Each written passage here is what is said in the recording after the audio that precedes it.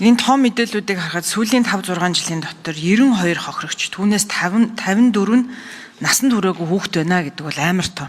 За сүүлийн 5-6 жилийн дотор 21, 22, за ингээ 23 он бол яг үнийг л хэд хил төдийлэн сайн нэгдээгүй, гадаадын улс орон зорчих байдал бол харьцангуй хязгаарлагдмал байхад ийм өндөр тоо гарч байгаа юм чинь дараагийн хэдэн жилд цахимтаа нийлж байгаад энэ бол бүр томдоо гарч магадгүй харагдаж байна. Тэгэхээр би та бүгдийг энэ ажлаа эрчимжүүлээсэй гэж бодож байна. За сүүлийн хэдэн жилд Америкт Харви Вайнштейн гэдэг одоо Америкийн фильм продюсер Холливуудын одуудыг бие нөлөөлж ирсэн талаар маш том хэрэг болсон та бүхэн мэдчихэж байгаа. За Пафтади одоо бас үнээсээ үүдээд бас шоронд байгаа. За ингээ Эпштейний файл гэдэг. Эпштейний файлын хамгийн санаа зовоож байгаа зүйл нь энэ бол зүгээр нэг урлаг соёлын од дунд биш. Улс орон дамжаад улс төрлөө ороод улс төрчдийг одоо бие үнэлэгчнэрээр дамжуулаа. За дээрэс нэмээд хүний 8 хүн худалдаалах гэмт хэрэгээр дамжуулаа. За дээрэс нэмээд олон улсын хуулийн байгууллагууд би бас энэ дээр хууль зүйн сайдыг онцгойлон анхаараасаа гэж бодож байгаа. Одоо зарим улс орнуудын хууль хяналтын байгууллагууд нь шалгаж байгаа зүйлүүд нь манай улс орны үзэгнийх нь үзүүрээр том асуудал шийдэгддэг юм албан тушаалтан хүмүүсийг янз янзын эвгүй байдалд оруулж агаад бичлэг, дүрс бичлэгийг авж агаад үүнийгээр нь дамжуулж дарамтлж агаад янз янзын шийдвэр гаргуулсан биш үсттэй гэдгийг шалгаад байгаа юм байна. Тэгэхээр энэ бол зөвхөн хүн одоо 8-ал хүн худалдаалах гэмт хэрэгээс бүр давсан том асуудал болчиход байгаа. Тэгэхээр манай энэ 3 сая орчим хуудас файл дотор ингээ хаагаад аваад үзэхээр Америк нэгдсэн улсын хууль зүйн сайт дээр яамныхан сайт дээр тавьсан энэ дотор 900 гаруй нь Монгол улстай холбоотой. За үүн дотор ахаад Монголын байгалийн баялагтай, сонгуультай, сонгуулийн тухай ч одоорсо цаг минутгүй илтгэжсэн. За дээрэс нэмээд хоорондоо үнэт эдлэл, зураг, бэлэглэх, наймаалцах асуудлыг ярьж исэн. Энтэнд очиж уулзалт зохион байгуулна гэж исэн, уулзалтан дээр юу болсныг бид нар бол мэдшгүй. Тэгэхээр ийм зүйлүүд явагдаж байгаа учраас би одоо үүний араас жишээлбэл байгуулагдсан Дубайн гэрэн дээр одоо ийм нөхцөл байдал үүссэн биш үстэй. Монгол улсад ийм ашиггүй гэрээ байгуулсан нь магадгүй энэ хүмүүсийг ийм хүнд байдалд оруулж агаад янз янзын бичлэг мишлэгч байдаг юм уу хийж агаад ийм юм болсон биш үстэй гэдэгтэр хууль хяналтын байгууллага шалгаж байгаа юу. За олон нийтийн зүгээс дээрэс нь нэмээд 1-2 хүүхдийн асуудлыг ингэж эмэгтэйчүүдийг аваачих байгаа асуудлаар хоорондоо мессеж мэйл бичсэн байна. Үүнээс олонч байж магадгүй байна. За энэ хүмүүсийг дэлхийн улс орнуудад Америк центрул яаж ийм нөхөр бид нар гэрчийн хамгаалтанд аван та бүхэн маань ил За танаас эхэлж асуусан тэр 5-6 жилийн гэмтэргийн гаралт юм байна гэд тухайн үед нэг ковидтэй холбоотой байх үед яг энэ захин гэмтэрэг ерөнхийдөө маш эрчимтэй өссөн.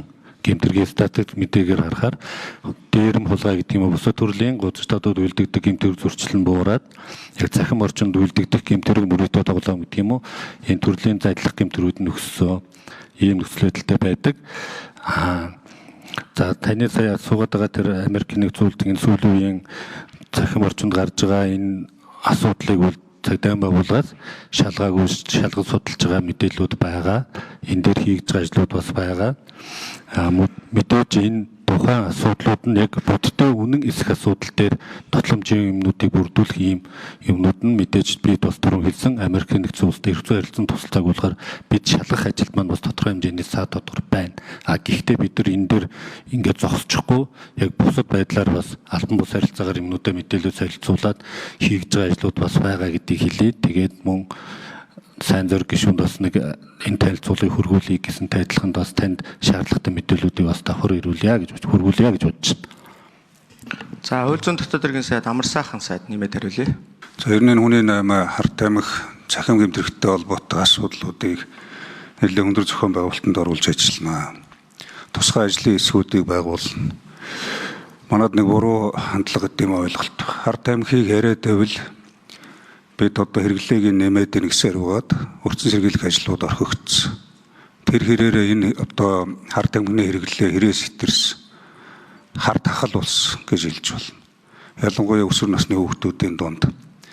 Тэгэхээр нэгдүгээр энэ чиглэлийн арга хэмжээ энэ чиглэлээр ажиллаж байгаа бүлэг бүрэлдэхүүнүүдийг өргөтгөж тодорхой стратеги төлөвлөгөөг хэрэгжүүлж ажиллана. Хоёрдугаар тэр хүний 8 гэдэг бол зүгээр нэг яриад өнгөрдөг асуудал биш. Учираас энэ одоо олон хэлбэрээр явагдаж байгаа, далд хэлбэрээр явагдаж байгаа хүний 8-тай холбоотой асуудал дээр бас одоо ажлын хэсэг байгуулж ер нь одоо олон За булган гишүүн тодруулч дараа нь хариулъя. Тэгэхээр хууль зүйн сайдыг үүн дээр бүр нэлээд ач холбогдол өгч ажилласаа гэж хүсэж байна. Дэлхийн улс орнуудад юу болж байна гэсэн чинь Эпштейнтэй дотны харилцаатай байсан гэдэг Английн хунтаажийг хэрэм зэрэгээ хураалгасан одоо цагдаагийн байгууллага шалгагдчихж байгаа. За Английн лордын танхимын гишүүн нь за мөн Америк нэгдсэн улс суулж исэн элчин сайданд татагдаж одоо лордын танхимаас огцорсон одоо аль аль нь цагдаа шалгуулж байгаа. Норвегийн ерөнхий сайд байсан хүн, Нобелийн шагналын хорооны дарга байсан хүн за бас одоо шалгагдчихж байгаа. За ингээ Европын зөвлөөс бүх энэ дипломат одоо ирэх юм бүгдийг нь авсан. Францын соёлын сайд байсан хүн за мөн одоо мөнгө угаасан байж болцшгүйгээр шалгагдчихж байгаа гэд ингээд дэлхийд даяараа ерөөсөө энэ хүнтэй баг уулзсан хүн болгоныг шалгаж ямар нэгэн байдлаар хамгийн гол нь тэр хүмүүсийн үзэгний үзүүрээр эсвэл нууц мэдээлэл задруулсан байх вэ. За эсвэл аль нэг том одоо групп компанид байдаг юм уу өөрийнхөө улс орны эрх ашигын эсрэг За энэ олон улсад өрнөж байгаа үйл явдлууд, манай дотоодод болж байгаа асуудлууд, яг энэ хүний 8-тай холбоотой зарим нэг тодруулах асуудлуудыг ард иргэдээс за мөн улсын хурал холбогдох одоо байгууллагуудаас ирүүлж байгаа хүний эрхийн байгууллагуудаас. Тийм учраас энэ асуудлыг наривчилж бас шалгаж тогтоох, үнэн мөнийг нь ялгах. Яг одоо манад бодитоор хүн одоо 8-айлагдсан уу? Тийм бол ямар хугацаанд хизээ ямар нөхцөл байдалд үлдэгдсэн. Үүний үр дагавраар ямар хор уршиг бий болчиход байгаа юм. Энэ дээр ямар одоо зохион байгуулалттай бүлэглэл эсвэл сүлжээ байгаа гэдгийг тодорхой одоо олж ирэлдрүүлэхтэй холбоотой асуудал дээр анхаарч бас энэ холбогдох байгууллагууд хянах шалгах ажиллагаагаа явуулнаа цааш. Бид нэр ер нь одоо Panama Papers, Epstein Files-ийн дараагаар дэлхийн улс орнууд нэгдүгээр захим хэрэглээ улам нэмэгдэж байгаа энэ цаг үед бидний communication юм хум алдагдах үе. За дээрэс нэмээд үүн дээр олон одоо янзын ялангуяа нууцтай холбоотойч байдаг юм уу? Төрийн одоо энэ албан тушаалтнуудын хоорондын одоо мэдээлэл ингэж алдагдж байгаа байдлуудыг бид нэр одоо олж уншлаа шүү дээ. Тэгэхээр үүнтэй холбоотой ялангуяа захим хэрэглээ нэмэгдэж байгаа энэ цаг үед одоо захим энэ хөгжлийн асуудлыг хариуцсан сайттай засгийн газрын юм гишүүнтэй байгаа цаг үед үүнээр бид бас анхаарах цаг болсон гэж бодож байна. За ер нь дэлхийн бусад улс орнуудаас Монголтой холбоотой хандлт хийгээд янз янзын мэдээллүүдийг аваад идэх юм биш үсттэй. За түрүүн манай Батнайрамд гишүүн бас хэллээ. За Монголын байгалийн баялагын асуудлыг гадаадын улс оронд хэдэн хүмүүс сууж байгаа л бүгдээрээ хоорондоо яриа шийдчихдэг юм байна. Дубайн гэрээ бол тэгжил зурагдсан юм байна. Улс орнууд хэдэн томчууд нь нийлж байгаа л за ойлгохыг ерөөсөө ингэж шийдээ Дубайн гэрээг ингэж байгуул гэдгийг араас. За тэгэхээр манай одоо үүний араас бид нэр дахин ийм юм болохгүй байх арга хэмжээг авах зайлшгүй шаардлага байна гэж үзэж байгаа.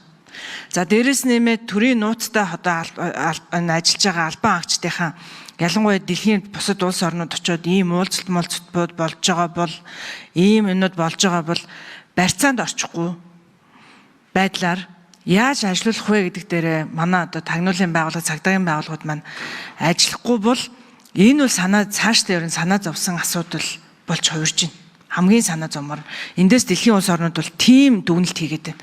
Цаашид энэ албан хаагчдаа ямар нэгэн байдлаар барьцаанд ороод сүүлдээ улс их орныхоо хувьд ашиггүй, алдагдaltaй, за эсвэл том групп компанид ашигтай ийм шийдвэрүүд гаргачих үедээ үүнээс бид нэр хэрхэн яаж хамгаалах вэ гэдэг дээр анхаарах цаг болжээ. Тэгээ үүн дээр манай засгийн газар хууль зүйн дотоод хэргийн сайд ажиллахгүй бол бидний яриад байгаа өнөөдрийн асуудал бол дэлхийн улс орнууд очоод өнөөдөр дараа нь үр дагаврыг бид нэр энд нэг төр ороо байгуулаад яриад идэг.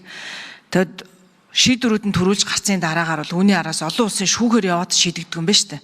Одоо ингээ Эрдэнэтийн гэрээний асуудал, Эрдэнэтийн 49% асуудал 10 жилийн дараа Монголын шүүхээр яваад шийдэгдэж чадахгүй байна гэд хэрэглэхийн сайд нь улсын хурлын чуулган дээр тайлбарлаж ирсэн. Тэгэхээр дотооддоо шийдэж чадахгүй юм байна. Монголын байгалийн баялагын асуудал бол гадаадд яригдаж шийдэгдэж байгаа юм байна.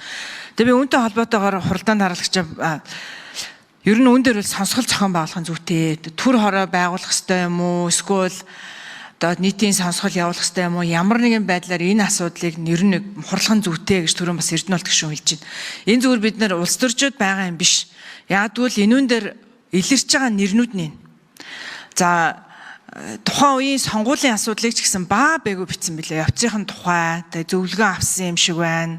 Тэгээ санхүүжилт манхүүжилт явагдсан юм уу одоо тэрүүний тухай ч гэсэн нарийн судалж цагдаагийн байгууллагаас байдаг юм уу судалж үзмээр харагдаж байна.